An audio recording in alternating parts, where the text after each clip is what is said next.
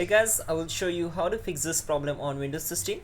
So this solution is applicable for Windows 10 as well as Windows 11 operating system. What you have to do, you need to just follow my screen and we will fix this issue together. In the first step, go to search bar and type your control panel.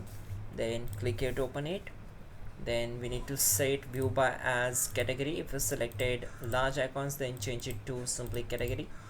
Now click on hardware and sound, then select power options, and now click on power change plan settings and click on change advanced power settings. Once you are here, click on USB settings, expand this and then again expand this one, and we need to set this as disabled. Then click on apply and then OK.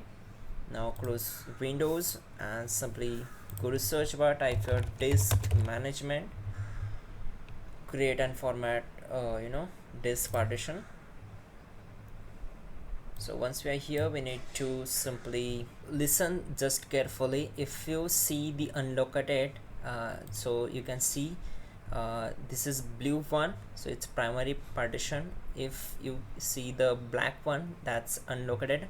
Then simply right click on it and select unlock space, then create a new sample and just select any drive you want to create it and click on next and finish the process. And that's it guys, it's very easy. You have to do this and your problem will be solved. Simply restart your system and problem will be solved. You can also check out our description link to fix this issue quickly and effectively, and yeah, you're good to go.